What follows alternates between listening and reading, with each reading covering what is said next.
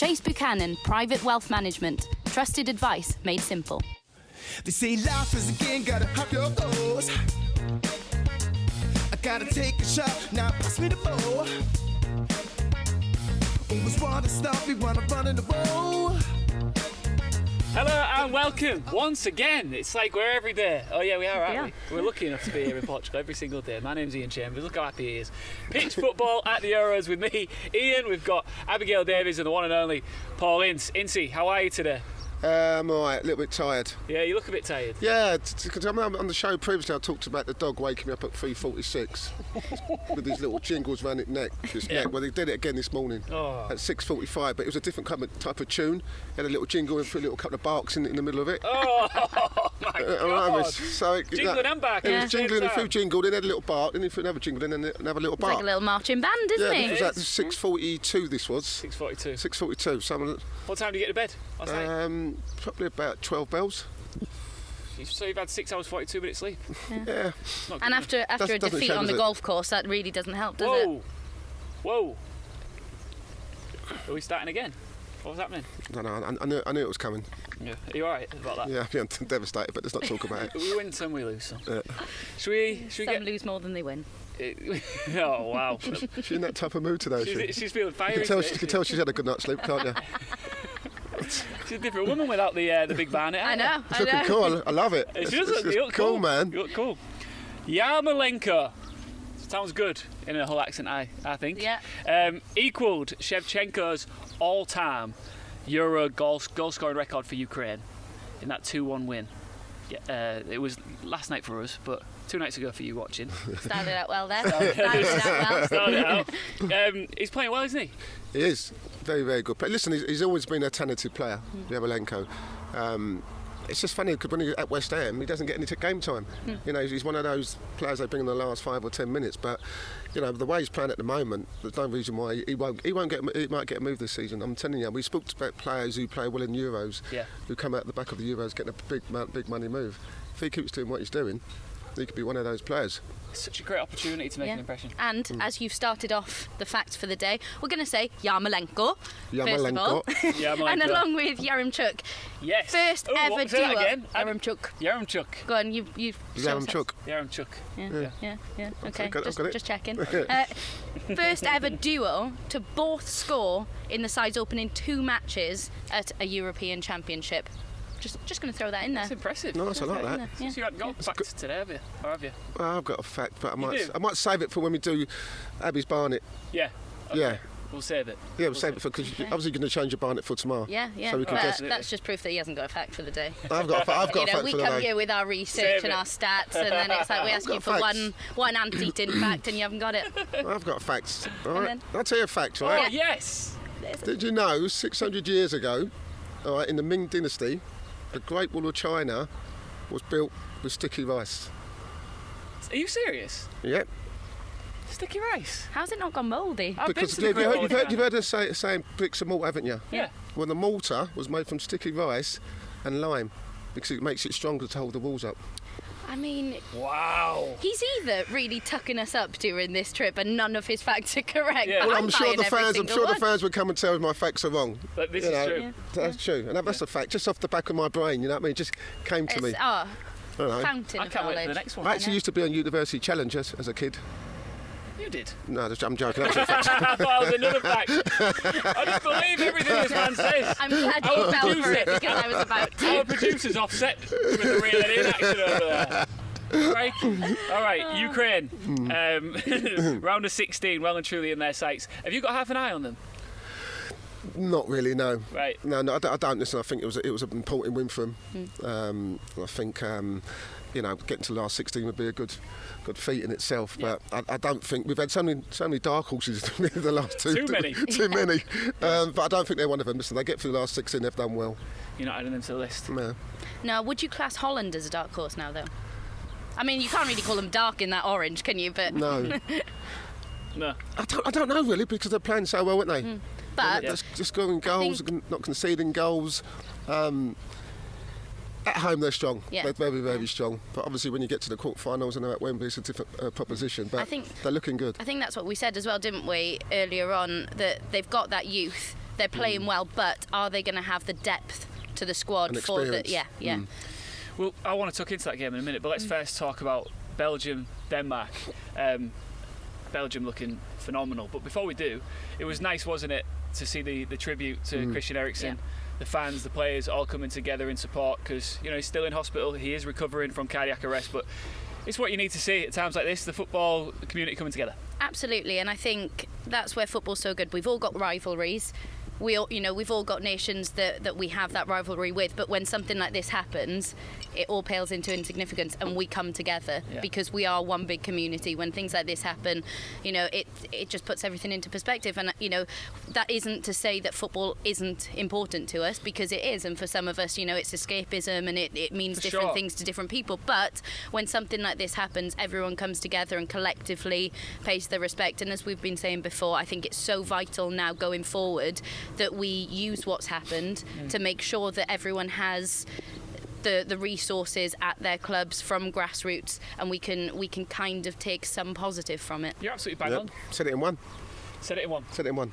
So let's talk about De Bruyne, because Denmark did start well. Good early goal, and it was looking good for them. But then everything changed when the man came on, and you must have been delighted to see him back. I was, and it was one of those when I was thinking about, why is he not starting? Because I'm always one of these people, if he's on the bench, he's fit enough to play. Yeah. But maybe, obviously, Martinez thought he could get through the game without him to start him, give him more time for it to heal. But I mean, they were struggling, to be fair. Denmark were excellent first half. Superb. And you can see it, you can sense it, you can smell it. Yeah. De Bruyne's coming on, you know what I mean? And he made such a difference, didn't he? He made such a change. He must The absolutely thing- reek if you could smell him from No, Portugal. you can. He's that great. He's that great. I can smell him when he's coming on. Oh, yeah. But then He's world class, isn't he? he's world class, without a Yeah, doubt. And yeah. the thing is, when you've got someone like De Bruyne, Hazard, Vitska, them three come on to change the game. Abby was talking about the Welsh side not having that strength and depth. Yeah. These Belgians have certainly got that strength and depth, and not just a goal that he scored, but just the awareness of the first one. Yeah. You know what I mean? Let's He's not talk- just- so Lukaku's pace when he bursted, that was the partnership. Yeah. Yeah. Lukaku to De Bruyne's vision to Hazard. It was such a great goal. It's so effortless, isn't it? I'm actually going to put it out there. That, for me, has put Schick into second. I'm a sucker for a team goal. I'm an absolute sucker Don't for a be team goal. stupid. So yeah, that's not Schick off top spot for me. I'm not going to entertain that, to honest Abs. I'm sorry, I I can't think it's the entertain best it. team goal, It's the but best, you can't yeah. argue with an I'm- individual finish. Yeah, and if that you just finish vision, from that 40 awareness from De Bruyne. No, to score from the halfway line, on his left foot takes some doing. No. But listen, I mean, the awareness from De Bruyne, 99.9 players would have just probably tried to shoot. But the way with fate to shoot, Yeah. sucked in two players, Patience. and just cut it across to Torgan Hazard. I think it was an unbelievable goal. And even the left foot shot. Yeah. We talk about players, working on their weaknesses. Two-footed players he's got. He's got two lovely feet. Great finish. I think Schmeichel could have done better, if I'm being totally honest. Yep. But it's just a game changer, isn't he? And he's world class. Do you think that's something that's changed since your time, working on your weakness? Would you say that's something that when you were playing, that's something that players were mindful of and they would stay out on the pitch when training ends, they'd work on their weaknesses, whereas now, maybe they're more reluctant and they're more reliant on the skills that they actually possess? Yeah, you're right. I remember when I first went to Manchester United, and centre midfield, we've got Conchelsea's on the right wing, we've got Giggsy on the left wing. But left foot wasn't that great. So if Giggsy was absolutely flying in one game, I couldn't really get the ball out to him, or Conchelse, whoever it may be. Yeah. So what I used to do every morning, come into my there at Canton at 9:30 and just work on my left foot every day. So that eventually when I got it out of my left foot, I wasn't too worried about hitting it to Giggsy. And not players don't do it no more. They just want to try and get home, get on the PlayStation, get on the FIFA, Yep. that type of stuff. But De Bruyne does, you can see. Yeah, Look at Ronaldo. absolutely. Ronaldo, R7's got two great feet. And that's what sets them apart, isn't it? It exactly is. Exactly does. At what point did your left foot get? How close did it get to us being as good as your right, percentage-wise? I don't think there was much in it, to be fair. Really? I think a lot of my goals, I didn't score a lot of goals, were mainly from my left foot. Yeah. If you watch my goals list, you know what I mean? They were You can take off a full day to go. you only need 10 minutes, no more than that. And I suppose when you've got Giggsy out on the left, you don't want to be misplacing those passes, do you? You just got to be able to feel comfortable and Yeah. not think about it. Yeah. And there's a technique to doing hitting, shooting with your wrong foot. You see a lot of players when they get their wrong foot, you can see the hit going to my left foot, and they start taking long strides. Yeah. You can make it short and compact. You've got to work on it, but That's what I did. It's like Ramsey in that opening game, the second game. Sorry, when. Oh, how long was that? Was that 4.5 minutes before she mentioned Wales? 4.5 minutes, I think it's something like that. Okay, you're doing well. You're getting better. I know. He got the ball on his left foot, and he had to check back inside because he wasn't comfortable taking it on with his left. Whereas if he had, he probably would have tested the keeper. So you do see it as a weakness even for some of the greatest players. You say about Sterling. You mentioned about Sterling. Yeah, You know what I mean? Instead of putting that ball into the box so Harry Kane when he's making that first run, he wants to check back out. To be safety. So there's a lot to talk about working on your weaknesses. Is there a squad in the Euros that Lukaku wouldn't get into? A starting 11, sorry. Are you playing him ahead of Kane? Well, Kane's not scoring in the tournament, as you've said, so. I mean, would you play him ahead of Kane or not, Lukaku? It's a tough question. It's a tough one because if you kind of parallel the performances at the moment, and I know we're only a little way into the tournament. But Lukaku's on fire. He is. When you see him, when he lets go and you see him get that pace down the line, it just blows defenders away, doesn't he? He's frightening pace, and as I said, this is what he's done since he's gone to Inter Milan. Yeah. He's fitter, he's stronger.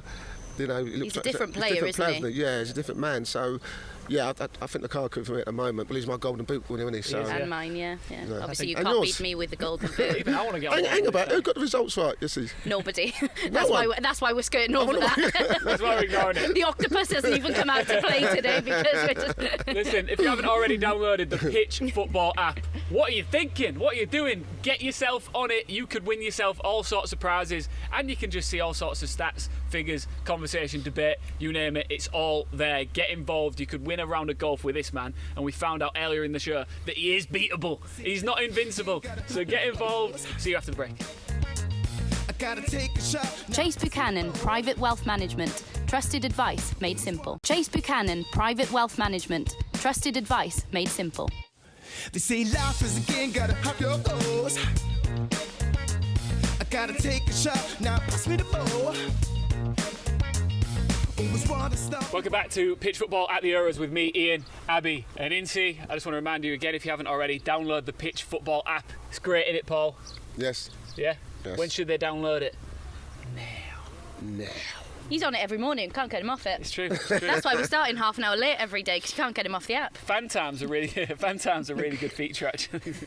It's a really good feature where you can get involved with the show yourself. You can record responses, video responses to the questions posed by the likes of Abby and Ince. I throw the odd one in there if I want to, if I'm feeling like that sort of way. And your responses can feature on this very show, so get involved with that. Let's reflect now on Netherlands-Austria. Finished 2-0. Bit of VAR discussion to have here, I think, before we get into the meat and bones of it all. Memphis Depay with that first penalty came about via VAR. When you see that in today's day and age, Paul, how do you feel about it? VAR? Yeah. I don't like VAR. I never have done. But do you not think it's been utilised better during this tournament? Well, we haven't used it as much, have we, in this That's tournament? what When I you mean, think but about it, you know, yeah. I mean, the referees actually made the decisions themselves. They've gone over and looked at it and made their decisions. But I think VAR, for me, it kind of just stops everything. Even when Chiellini scored the other day, and everyone's going mad, the fans are going mad, and then it kills the passion of the game. Yeah. And football's about passion, but also it's about getting the right decisions, and. That's what it's here for, I suppose. It's here to stay. It's not going away. It's not going away. You don't think? No. As we mentioned, though, are we going to reach a point where players, fans don't celebrate? Because you've got that natural, when your team scores, you've got that natural, we saw it when Wales scored, and I did a lap of the garden, because we did Kiefer Moore header in the first game. I'm just going on about Wales now because I can see your nostrils flaring. But yeah, she's after me today, isn't she? You see that, and it spills out of you. You can't really control it. It's natural. But are we going to see at some point? Nobody celebrates until VAR has got involved, and then you're taking away that passion to a degree. Yeah, you're absolutely spot on, and that's why I said, football's about passion, fans are about passion. You go there to cheer, that's what you pay for, excitement, but we're kind of taking the excitement out of it, because as we said, once you do score, it's like, is there going to be a problem? Is it like, what's happened here? Something's always happening, and it's not even that. Me and Abby were talking about it the other day. We're talking if like the armpit's offside. Yeah, you can't score with that. You can't score with your armpit. It's true. You know what I mean? It's ridiculous. Yeah. I can understand if it's a foot. Yeah. You know what I mean? But not an armpit or this. So, and even Chiellini's goal, he couldn't do anything about Exactly. it. He's jumping with two 6'4" centre halves. Yeah. And that mean, and all in a huddle, and it's his hand. But it's in a natural position, and that's. I think sometimes you need to think of these things in terms of when you're slowing things down. For example, some things need to be seen in real time. Yeah. You know, when you see a sliding tackle that's going to look worse in slow-mo, I think you need to see that in real time. You can watch it as many times as you want, but it needs to be in real time, in my opinion. I do think, though, the way it's been utilised, I know you said we haven't seen it much, but personally, I think it's highlighted because ultimately you've got VAR, but that's to assist the referee. It's still, at the end of the day, it's still the referee who's making that decision. Absolutely. So I think, personally, the referees in this tournament have dealt with it better, because when we see it in the Premier League and decisions have gone and you think that should never be overturned, it's still ultimately the referee who's made it. So I think it highlights the quality of the officials in the Premier League. Yeah, you're probably right. But then again, when you say the ref makes the decision, he will make a decision, but then VAR will say, hang about, you might have made the wrong decision, come have a look at this. Yeah. So it's still him making that decision. So then he's made the wrong decision. Yeah. You know what I mean? So initially he thought it was his decision that he was right, but then the VAR said, hang about, come and look at this, because you're basically saying you're wrong. Yeah. As soon as they say, come and look at this, they're saying you're wrong. And is there that pressure then on the ref to just reverse it, because he's going, everyone's told me to come and look at this, so something's not quite right. Yeah. You know, you never Does seem to it get another not way. take some of the pressure off referees in the way that, you know, I remember growing up, some of the stick that refs would get for decisions that were so bad and so wrong. And, you know, you'd see it back in the day all over the newspapers and all that. It's a lot of pressure on refs in years gone by. Does that not counteract it a little bit, the argument? It can go both ways, can't it? It can do, but, you know, they're professional refs. Yeah. You know what I mean? They're paid to do a job. It's true. You know, they are. Yeah. And so, and that's what you should do. And I think by having VAR, you're right, it takes away the decision-making from referees. You know, I mean, I get goal line technology. I understand that. Yeah, for that's sure. important. Yeah. But all the other little bits that are going around it, hit his arm, and you know, got to be in a silhouette position with your hands, and it's just too much. They've not played football, have they? Clearly, we're changing the game when we don't really need to change the game. So it's organic. And also, when you're bringing all the lines out, it's all about when they release the ball. Yeah. So it's a split second. If you freeze on that a second too early, where it looks like he's releasing the ball, it could be a completely different. And I just think there's got to be, there's got to be a moment where you go, do you know what? It's got to be to the eye, to the naked eye. And the thing they've got to get right more than anything is the timing of it. Yeah. You know, you can't be taking 4 or 5 minutes to get to a decision. Yeah. That's the issue, isn't it? That's the issue for most players. It kills momentum. It kills momentum. Listen, if we're attacking and we've got the momentum, we're trying to get like Wales did the other night, and all of a sudden there's a VR decision, and it's taking 4 or 5 minutes to get to that decision because, as Abby says, they're doing the lines, they're not too sure about this. You know, changing the momentum of the opposing team. Players are standing around for 4 or 5 minutes. You know, could get injuries, hamstring. They've got to start running again. Yep. So all these things. So if they do it quickly, we get that. But if they take too long, and that's why it was meant to be clear and obvious. Yes, because clear and obvious, you're not taking 5 minutes. If you're taking 5 minutes, how can you then go? It was clear and obvious. Well, it can't have been that clear, or we wouldn't have been stood around for 5 minutes. Well, you mentioned momentum there. Speaking of momentum, Netherlands have well and truly got it on their side. Group winners with a game to spare. They're looking very impressive.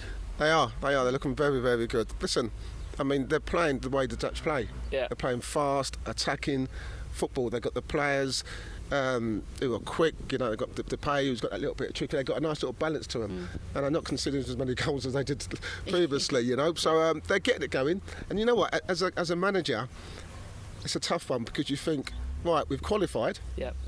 Now, the last game, do I try and resting players? Am I resting players, or am I trying to keep the same team to keep the momentum going? You do that, and then obviously one of your star players gets injured in that game. Yep. So everything is great that we've got food for the last 16, but how am I going to approach the last game? Do I bring some other players in? Do I try someone who's never played for Holland? What would you do? I'd probably keep the same team. I would. Even with De Ligt, who his return was so important, but he's just come back from injury.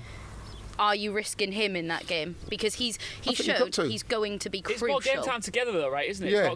Is it about getting consistency on the board? Yeah, no, it is. It is. And listen, it's up to the manager where he wants to go to the ball. But you know, I'd start to keep the momentum going. You know, I think that's more important than the risk of a player. He probably won't, though. Injured. He'll probably swap it around a bit. Yeah. You know. Yeah. All right, let's look at today's game, shall we? We've got some good ones as per. But really good ones. As per. Really good ones. As per. Wales aren't playing, so it's not. Hungary, France. France can take a huge step forwards here towards the knockout stages, and I'm sure that you expect them to do so. Very much so. Yeah. Very much so. won't be easy. You know, as I say, you know, with those hungry fans, it won't be easy, but France have too much for them, without a doubt. And Mbappe needs to get on the score sheet. I think this is the time where he's going to do it. He might even rest one or two, I think, in this game. I think with the squad that he's got, I think he can afford to be able to rest one or two. But the thing is, it looks like a game where you think there's going to be plain sailing. But then you look at the Denmark game yesterday, and it wasn't, it wasn't easy, was it, for Belgium? So listen, I expect the France to win the game, but I don't think it'll be easy. It helps that they're coming off the back of that hard-fought victory over Germany. Absolutely, but as you said, they've then got Portugal after this. So you look at it and you think, you kind of want to make a statement in that Portugal game. I think everyone's looked at this as a group of death. And you want to, I think they're going to want to, obviously, the 3 victories, but the Portugal game, I think they're looking at that because they are both contenders to win it. But the thing that they've got, we talked about Holland having the balance, but when you've got Kante in there doing the dirty work, and then you've got the flair of the other players around him, I think they are still my favourites to win this because they've got that balance. The interesting thing is, and I think you look at it more for the Portugal game, but, you know, does Mbappe's pace... that changes. You know, you talk about how you don't want teams to change their approach, you want them to go in with their game. But with his pace, we saw it against Germany, when he's got that pace and maybe you don't have the legs at the back, it does change, I think, the opponent's mentality going forward themselves, because you know, on the counter-attack, Mbappe's pace is going to get you. Yeah, it does, and that's why you got to think about, do I play 3 centre-halves? Yeah. You know, rather than just the 4 that Germany played. You know, Hummels in there. So I think that, you know, maybe Hungary will go with 3 at the back. You know, just to deal with that Mbappe. You know what I mean? Because anything once you isolate him, as Abby said, his pace is fine. He's got that step over. You can't deal. You know what he's going to do. Yeah. But you just can't stop it. It's a bit like Messi, and you know, he could have a field day. Are you expecting to see attack versus defence in this one? Because the Hungarians went with 5 at the back against Portugal, very defensive. Yeah. They're going to switch that up, or do you think it'll be more of the same? It's got to be more than the same. You can't go head to head with France. What you've got to know, you can't. I'm laughing at the thought of it. As a manager, you just got to think, right, listen, we've got to stay in the game as long as we can. They'll probably get 1 or 2 moments in that game where they've got to be clinical and decisive to nick it. You know, exactly. That's that with the game plan, I can assure you. But that game plan can go, because if France score early doors, then they've got to come out and play. Yeah. But they have to decide as a manager, what time do we come out and play? And you know. Let's be honest, Hungary defended well in the first half against Portugal. You know, they're no mugs themselves, and I know they're in this group, but a lot of groups you'd fancy them in. Well, the scoreline didn't really reflect the performance, did it? No, it didn't. And you go back, I mean, from 84 minutes, they were comfortable. They scored 3 goals in the last 6-7 minutes. R7. R7, the man. So listen, so they know how to defend, they know how to hold a team off. So as much as they got beat 3-0, you can't be that, you know, not confident of going into this game again, because the game plan worked against Portugal, and I'm sure that's exactly the same against France. But what we do see is that if they go a goal down, then they become open. Exactly. And when they come open, people like Griezmann and Mbappe and Benzema, they just exploit those gaps, and you know, it could be a messy result. I mean, of course they are going to be looking to make a statement against Portugal, but this is a good chance to get this wrapped up, get those 3 points in the bag, isn't it?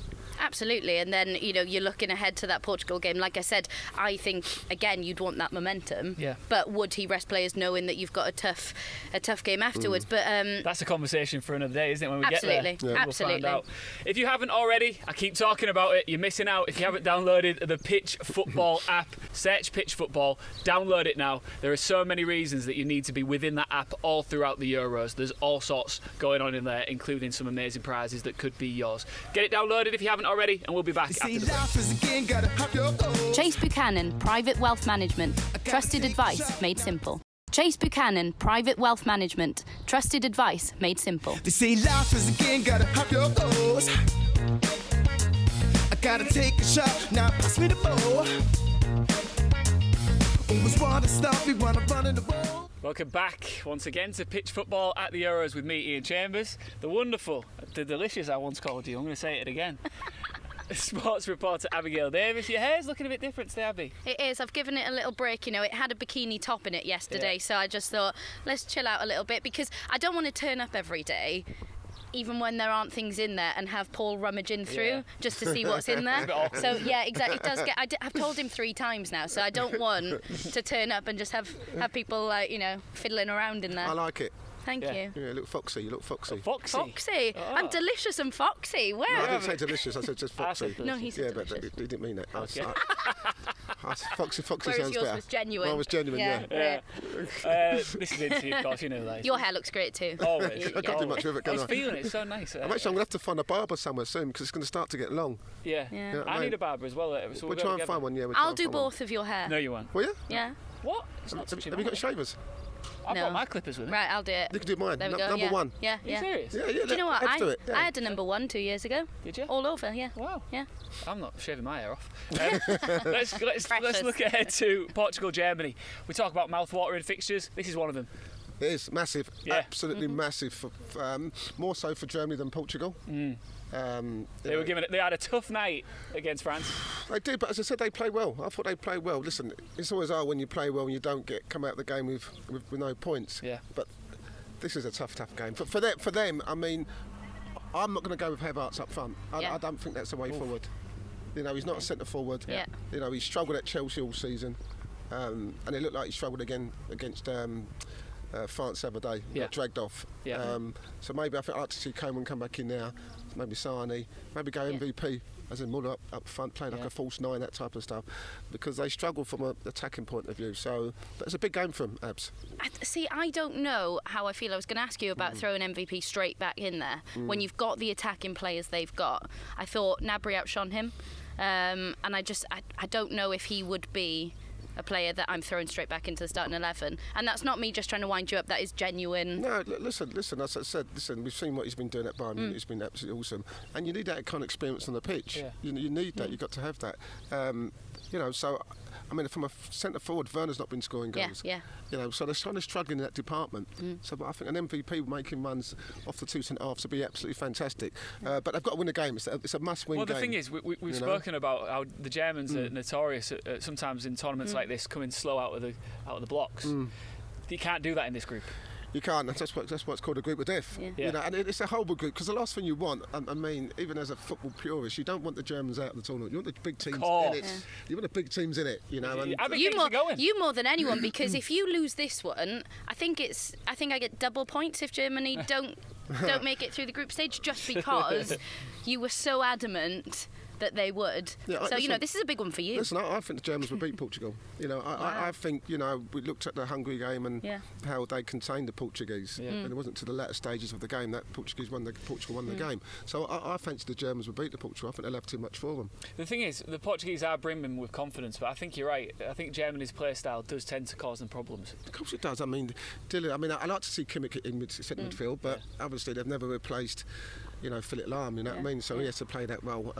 And they play very narrow, the Germans, and let the wing backs or full backs, however they set themselves up, to put balls into the box. Yeah. But if you haven't got enough people to finish them, what's the point of doing it? But it's interesting, isn't it, that Kimmich dropped so deep against France to try and deal with the likes of Mbappe. He'll probably have more freedom in that Portugal game. I think from Portugal's point of view, I know Jota's been out injured, but I think they need more from him. They need more from Fernandes. They need, they can't be constantly relying on Ronaldo when you've got players who are that good around you. They need to be stepping it up now as well. We talk about Bale and Ramsey, can they do it? We need to see more from the likes of Fernandes and Jota, in my opinion. Okay. Should we get a prediction for that one? Yeah, okay. So you're 3-1 up, aren't you? Yeah, 3-1. Okay. Yeah. Should we do predictions for both games? Let's do Portugal, Germany. Let's do Portugal, Germany first. Okay, I'm going to go for 2-1 Portugal. 2-1 Portugal. Yeah. I'm going to go 3-1 Germany. Wow, very confident. Yeah, I think they beat them. Hungry France. Wow. Hungary, France. I'm going to go France 3-0. I'm going to go France 3-1. Okay. Who's documenting this? See, he's never far away from my predictions, have you noticed? No, you're never far away from mine. I go first, so. Because you're a lady. Spain versus Poland. Yeah. So the pressure is on Poland now. It really is, following their surprise defeat by Slovakia in their opener. It's on. It's game time. Do you think I couldn't believe when I read the stat that Szczesny is the first goalkeeper in the European Championships to score an own goal. Thought that was fascinating. But from a Spanish point of view, I think Poland have left too much to do. You know, you look at it, and Slovakia are top, obviously, after one game, with the only team with 3 points. But from Spain's point of view, and I know I'll own it, that I was very confident that Morata should start up top. I think you've got to change that. I think, you know, I'm. Yeah, so you're admitting that you were wrong? Yeah, I am. Okay, I'm not first. afraid to do that. You sure? Yeah, I'm not afraid to do That's the first time I've heard you say it. I've never heard this yet. No, I've been doing this for a while now. So would you put Gerrard in Yeah. instead of Morata? Okay, I will say that you were right. I was wrong. I don't like being right, you know what I mean? But sometimes. Oh, don't you? You fooled me. It's a big game for Spain. Yeah, it you know is. what I mean? It's Because massive. it's a game where if they can win it, they're more or less through. Yeah. But I want to see a lot more from the Spanish. They were disappointed against the Swedish. And I need to see more from them. The thing is, as well, you look at their passing stats, but it's just proof, isn't it, that it's what you do with your possession? Because you can have all these fancy stats. These, Do you want some stats? Yeah, I do. 75% possession in the last game against Sweden. Completed 852 passes to Sweden's 103. But that's the thing, it doesn't matter when they're all in your own half. You know, there was no change of pace. This is what we need to be seeing. It's great to see, you look at those stats and you think, oh, that's nice, that's good. Doesn't score your goals unless you've got that defence split in pass, which we didn't see. We didn't see the movement off the ball that you need to be seeing. So yeah, unless you've got that to coincide with the passing stats, doesn't really mean a great deal. No, at least it does. You're absolutely spot on, Abs, and I think you talk about how many times they get in the final thirds, you know what I mean, into the opposing box, how many shots they have. At the end of the day, it's what's in the top left-hand corner, the result. You know Absolutely. what I mean? And they didn't get the right result. So, what is going to be the result? Let's get some predictions for this one. Spain versus Poland. I'm going first this time. Okay. I'm going first. I'm just going to go for my prediction. I'm going to go Spain 2, Poland 1. Were you going to say that, Abs? I think No, I was going to say 2-0 Spain. Oh, yeah. Yeah. 2-0 Spain, 2-1. We will 2-0 Spain. We'll check up on this. We'll check up on this tomorrow. But look, we are all over the place when it comes to pitch football. We've got men and women on the ground all over the world, and especially in the UK, we have got the Euro Bureau going on right now. James Helder has been in Sheffield talking with an England fan about how he feels they will progress in the tournament, potentially through the knockout stages, and he spoke to an Italy fan about their chances in this tournament.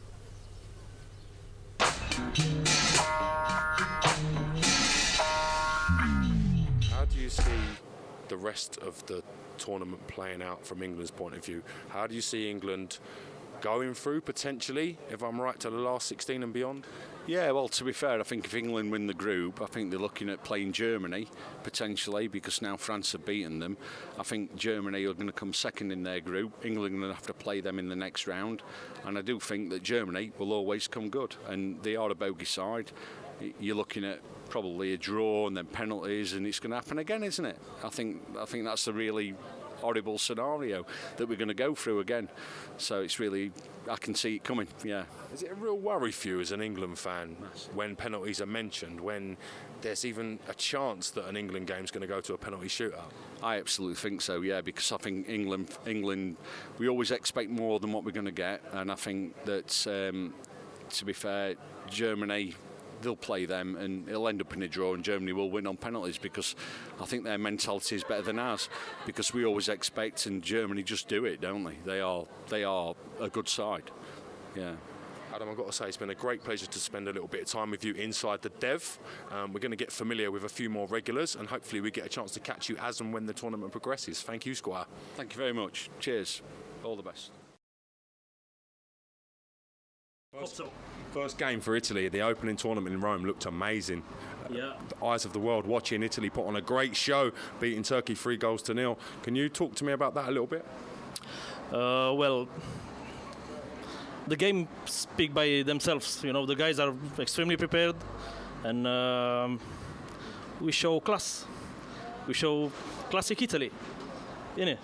The Azzurri were back in action last night. Another 3-0 win against Switzerland, putting you in complete control of the group. How happy are you as an Italian fan? I'm extremely happy, and hope one day my son will play for this great team, because he's a football player. He plays in Manchester now. What position? Like the look of his Federico Chiesa.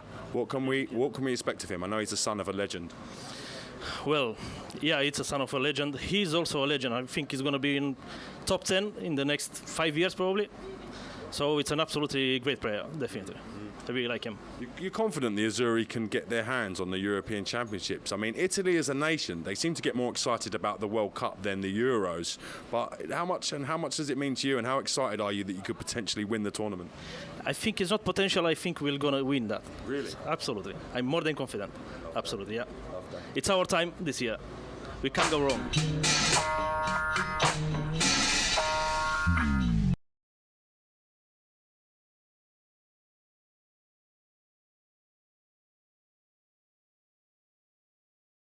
I love it. I love the content that James is sending us from all over the UK.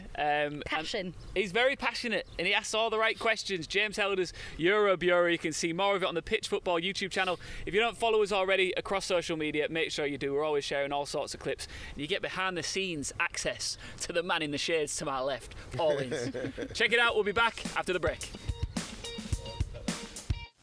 They say life is a game, gotta have your goals. I gotta take a shot, now pass me the ball. Always wanna stop me, wanna run in the ball. Gotta dust it off now. Chase Buchanan, Private Wealth Management. Trusted advice made simple. Chase Buchanan, Private Wealth Management. Trusted advice made simple. They say life is a game, gotta have your goals.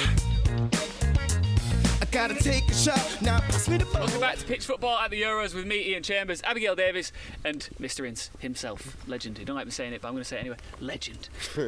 Ince, let's just reflect on the Euro Bureau. James Helder out there in the UK chatting with some fans. The lovely England lad who Helder called Mr. Squire. He reckons that we might see England versus Germany. Yeah, and he also reckons that we're going to get knocked out on penalties. Don't like that. I didn't like that part. I didn't like that part, did you? But, Yeah, I quite enjoyed that bit. but listen, he says that, but we don't know. You know, as far as we can know, we talked about, you know, them losing their first game against France, so it could be England-Portugal. Yeah. You know, that's the thing you've got to look at. I mean, I'd rather play the Portuguese than play the Germans. Yeah. But you can also understand when it comes to that, you know, England-German rivalry. You know, you go back to 1990 World Cup, you go back to Euro 96. It's ingrained in the fans' mind about don't want the Germans, don't want to go to penalties, because we always kind of lose. Would you fancy it? Huh? Would you fancy it if it happened now? What, penalties? Yeah. I can't play now. I'm too old. You know what I mean? But I don't think these team we've got, or the squad that we've got, I mean, talked about them being fearless. You know, if it came to penalties, I don't think they're shy away from it. Yeah. But I think, you know, the way we're playing at the moment, I think we'll beat the Germans anyway. I don't think it'll go to penalties.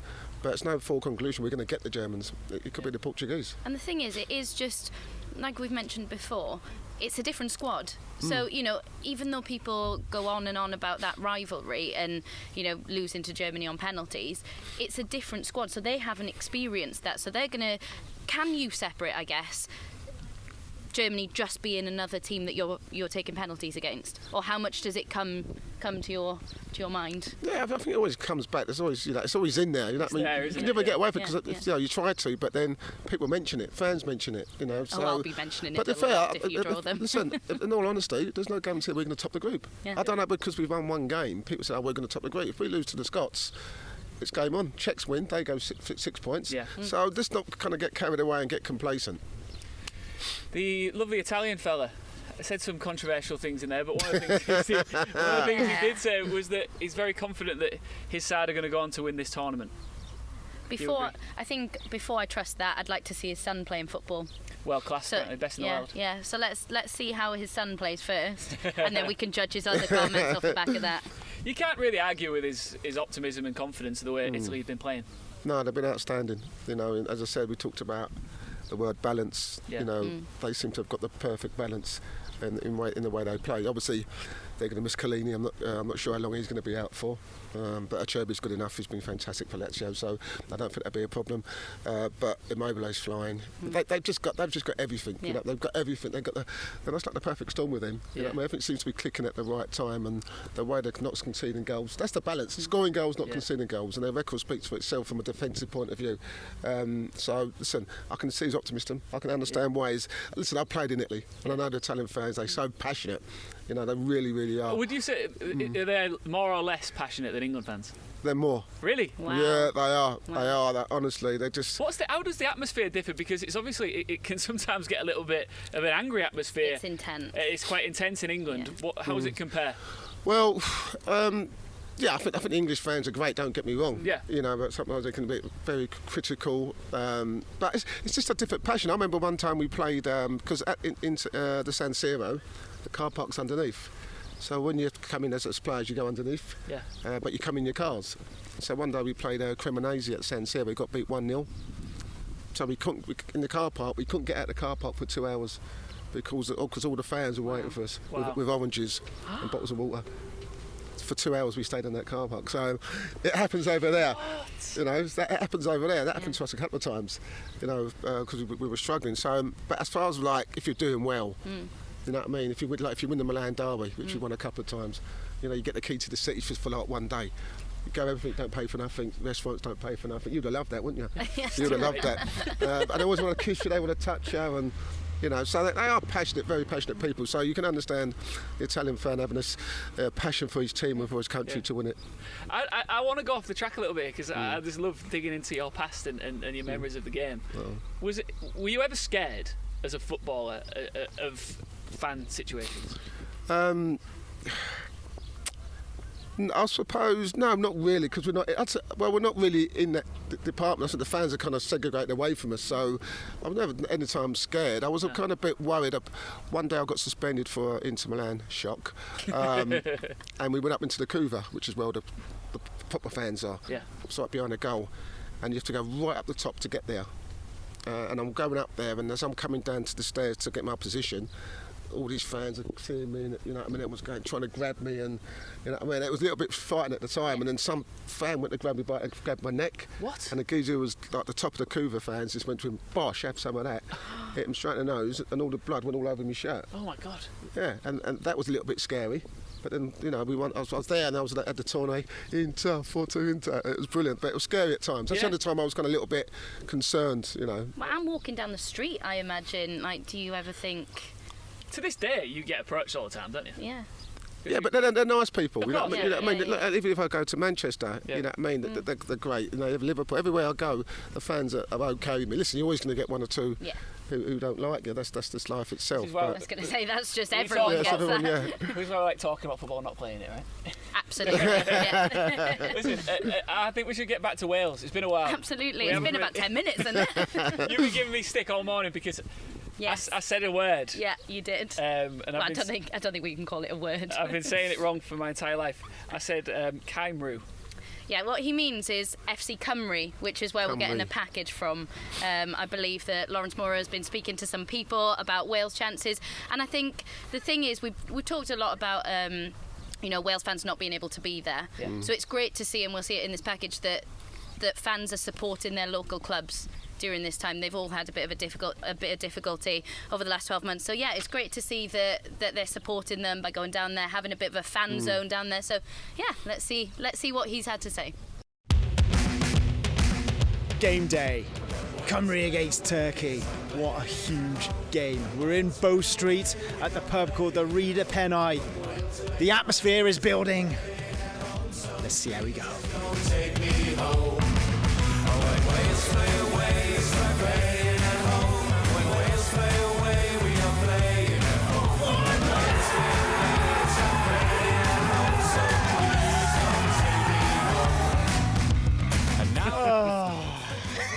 Oh, unbelievable.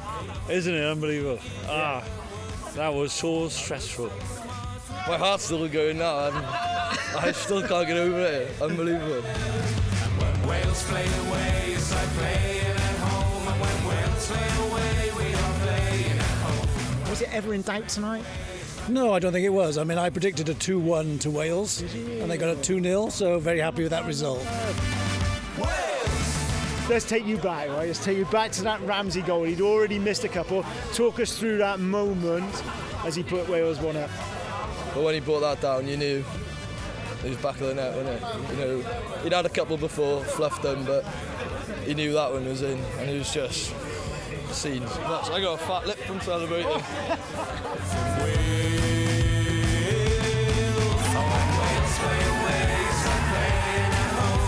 I'd have put my house on him scoring.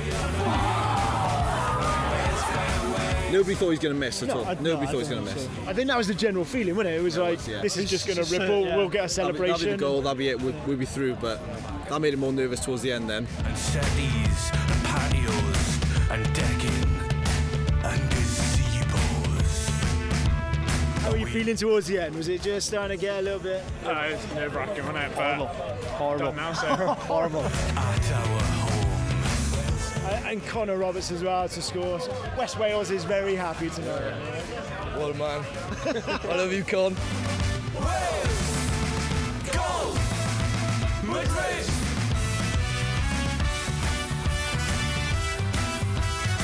What a squad, what a team, and what support, you know. So what more could you say? We hang them up. It's going to be a big day on Sunday, I guess. There's a few more big days for Barry the landlord, isn't it? I think there is, yeah. Barry needs to make his money back on the big screen.